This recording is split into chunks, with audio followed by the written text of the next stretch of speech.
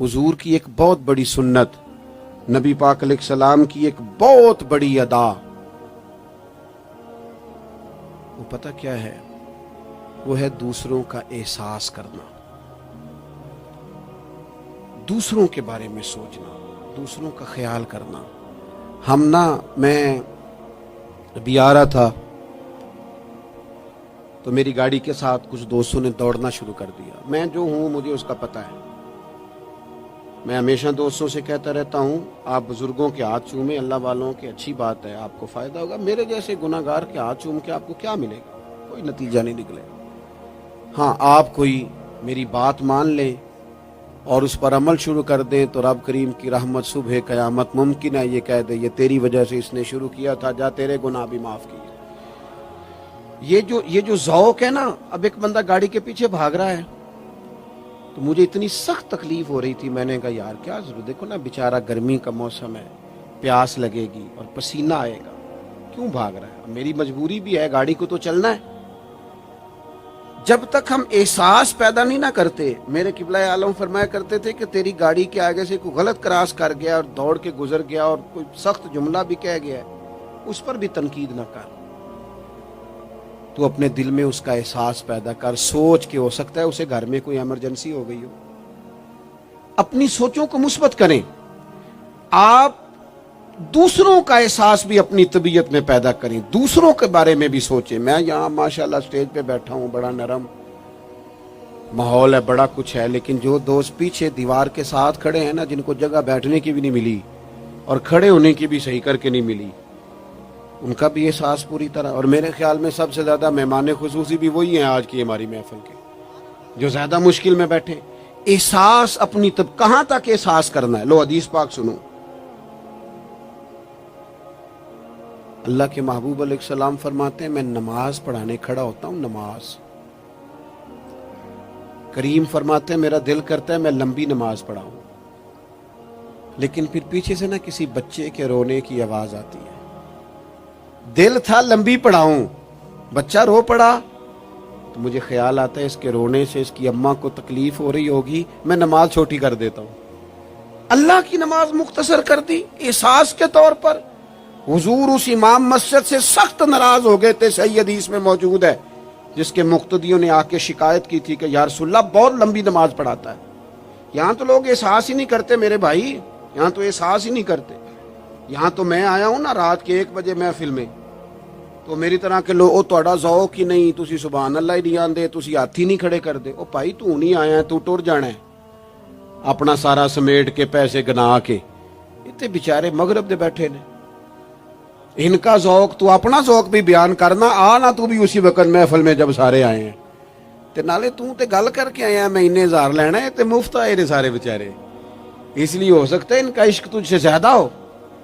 करूं मध्य अहले दुवल रजा और पड़े इस बला में मेरी बला, मैं गदा हूं अपने करीम का, ये मेरा दीन है, कोई पारा ना नहीं। इसलिए मेरे अजीज, एहसास दूसरों का पैदा करें अपनी तबीयत में। हम ना एहसास नहीं करते, खुदारा एहसास करो। ठीक है परेशानियां हैं, लेकिन मैं जवान से कहूंगा, तू नौजवान है, बाहर तुझे टेंशनें हैं, कारोबार की मसाइल हैं, परेशानियां हैं, लेकिन अल्लाह ने तुझे जवान किया ना, हौसला दिया है ना, तो बाहर की टेंशनें बाहर छोड़ के आया कर। घर तेरे अब्बा जी इंतजार कर रहे हैं, उनके पास बैठ, उनका दुख सुन, हौसला बड़ा कर। फिर घर के अंदर तेरी अम्मा बैठी है, उसने तेरे से बात करनी है, कई बातें सुनानी है। तेरा बेटा है, वो दौड़ के आया, अब्बा अब्बा कहते, और तू कहता ले जा, मेरी तबीयत नहीं ठीक। दुनिया में सबसे मसरूफ वक्त रसूल करीम ने गुजारा है, लेकिन हुजूर तो गुलामों की बात भी सुनते, हुजूर तो घर वालों को वक्त भी देते। सैयदा आयशा सिद्दीका फरमाती हैं, जब तक घर में रहते घर का कोई काम ही करते रहते, और हुजूर तो नवासों को टाइम देते, नमाज के वक्त भी साथ ले जाते। एहसास जब तक तुझे दूसरों का पैदा नहीं होता, तू हुजूर के उसवा हसना तक नहीं पहुंच सकता।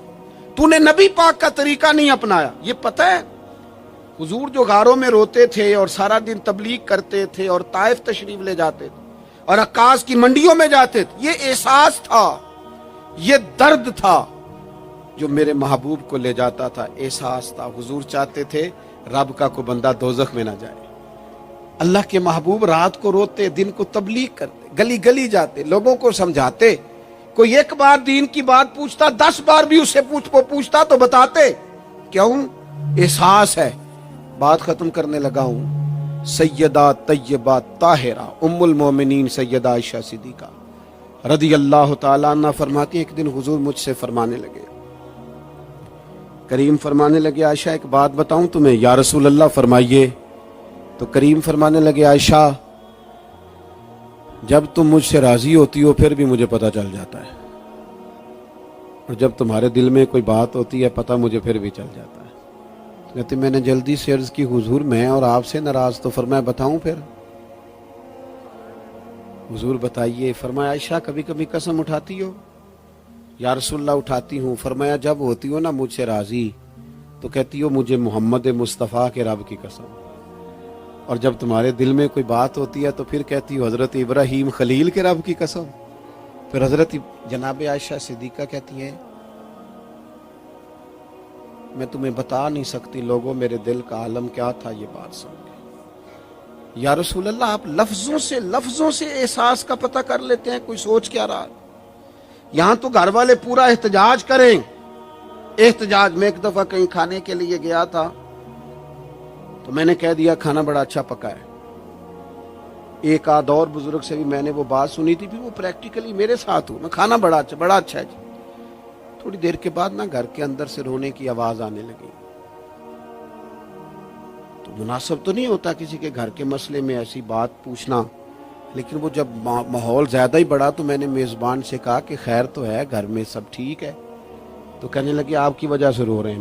मैंने कहा कहने लगे आपने बड़ी तारीफ की है ना, खाना बड़ा अच्छा पका है। तो मेरी बीवी है तो अजीजों में से, पर वो घर गरीब है। उसने कहा 14-15 साल हो गए इस घर में खाना पकाते, आज तक नहीं किसी ने कहा अच्छा पका है। मैं गरीब की बेटी हूं, आज वो तारीफ सुनी है तो दिल किसी और तरफ ही चला गया है। इतना भी एहसास नहीं जो सुबह से गर्मी में खड़े। आपको पता है नबी पाक ने कभी खाने में नुक्स नहीं निकाला था। सैयदा आयशा कहती हैं पसंद होता तो खा लेते वरना छोड़ देते। कभी ऐब तू तो हंडिया फेंक देता, आ ना गर्मी में तू भी खड़ा हो ना, जहां अम्मा खड़ी है, बीवी खड़ी है, बहनें खड़ी हैं, खड़ा हो ना 10 मिनट। तू एहसास ही नहीं, सिर्फ अपना ही पता है। सैयदा आयशा सिद्दीक ये हुजूर का उस्वा हसना है। ये तरीके अपनाओ जिंदगी में, 4, 5, 8 चीजों को फकत सुन्नत ना समझो। ये वुसअत है हुजूर के उस्वा नूर में।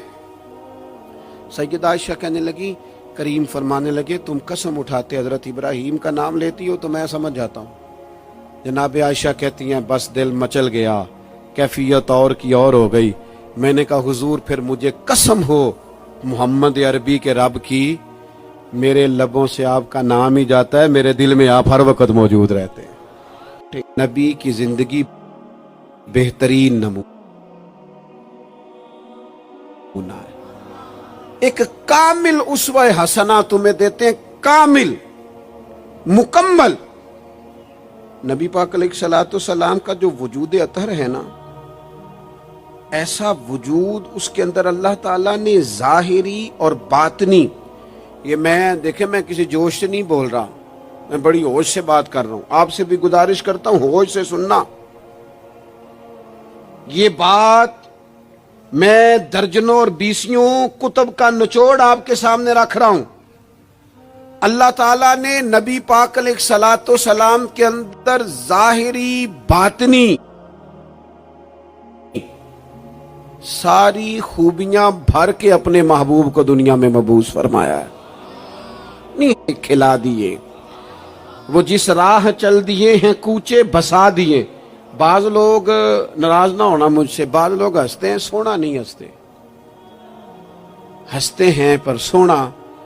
सैयदा तैयबा ताहिरा हजरत आयशा सिद्दीका फरमाती हैं हुजूर मुस्कुराते थे, लेकिन उस मुस्कुराने में भी अजीब वजादारी थी। हंसते थे खिलखिला के नहीं हंसते थे, उसमें कह कहा नहीं लगता था, आवाजें नहीं पैदा होती थी। यानी सोना हंस भी जाते थे लेकिन उसके अंदर भी अजीब लताफत थी। वो कैसा हंसना था? सहाबा फरमाते हैं हुजूर हंसते, मुकद्दस दांतों में सुराख था, जेरे लब मुस्कुराते। اور وہ جو حضور کے مقدس دانتوں میں مقدس سوراخ تھا نا، جب حضور ہنستے اس سے نور نکلتا اور مسجد نبی کی دیواریں بھی روشن ہو جاتی.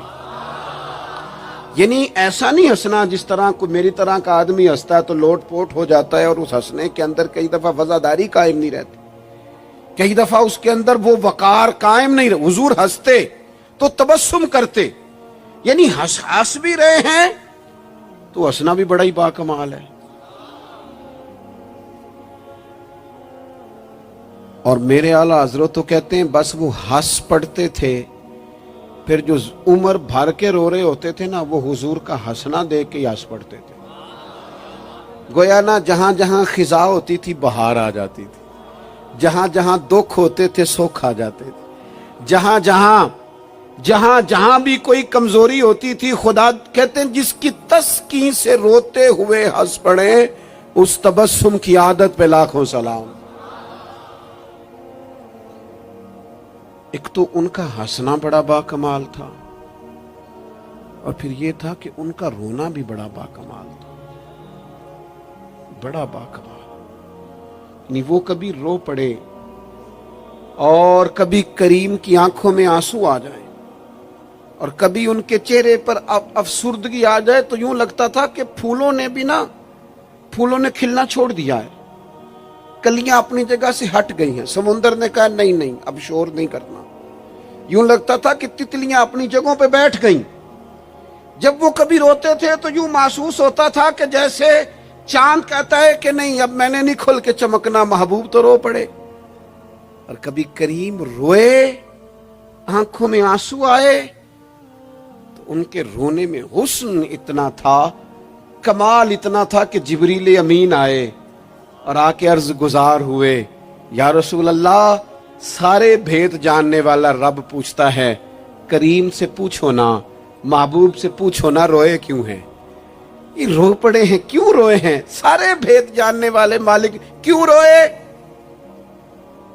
تو محبوب فرمانے لگے جبریل، امت کا قیامت کا حساب، قیامت کی گرمی، اللہ تعالیٰ کا کرسی عدالت میں اپنی شان کے لائق جلوہ افروز ہونا، امت کی کمزوریاں، سستیاں، غفلتیں، ان کو یاد کر کے رو پڑا ہوں.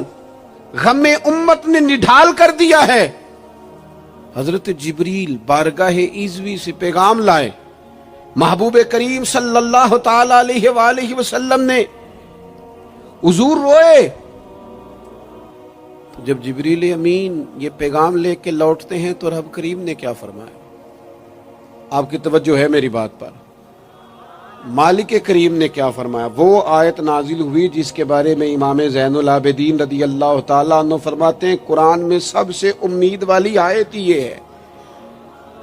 روئے حضور اور جناب جبریل پوچھ کر واپس گئے تو رب کریم نے فرمایا جا کے میرے محبوب سے فرما دیں وَلَسَوْفَ يُؤْتِيكَ رَبُّكَ فَتَرْضَىٰ، محبوب رب آپ کو اتنا دے گا کہ آپ اپنے رب سے راضی ہو جائیں گے. محبوب آپ کو راضی کریں گے، نہ روئیں، آپ کو راضی کریں گے آپ کو. اور حضور کیا فرماتے ہیں؟ فرمایا جب تک میرا ایک امتی بھی دوزخ میں کوئی نہیں راضی ہوتا. اللہ کیا جہنم اب بھی نہ سرد ہوگا؟ رو رو کے مصطفیٰ نے دریا بہا دیے. حضور کا ہنسنا بھی باکمال، رو دینا بھی باکمال. ان کا کسی بندے سے محبت سے اٹھ کے گلے لگانا بھی باکمال. اور کبھی حضور جلال کریں تو محبوب فرمانے لگے میں نے دعا مانگی ہے، اے اللہ اگر میں کسی کو جھڑک دوں تو اتنا ثواب دینا جتنا تو فرض نماز کا ثواب دیتا ہے. یہاں یہ بھی ہر زاویے سے، ہر نگاہ سے. میں کیا آپ کو عرض کروں، ہم نے نہ کبھی سیرت بیان کی میری طرح کے لوگوں نے، نہ قوم اس طرح سے سیرت کو پڑھتی ہے. سیرت نبوی کا ایک ایک پہلو کبھی کھولا جائے. یہ جو زمانے میں بے چینی پائی جاتی ہے نا، بے قراری پائی جاتی ہے، اور ذہنی انتشار ہے، اور فکری الجھاؤ ہے، اور ٹوٹتی بکھرتی سوچیں، یہ ساری ختم ہو جائیں. ایسا ٹھہراؤ نصیب ہو، جینے کا بھی مزہ آئے اور مرنے کا بھی مزہ آئے.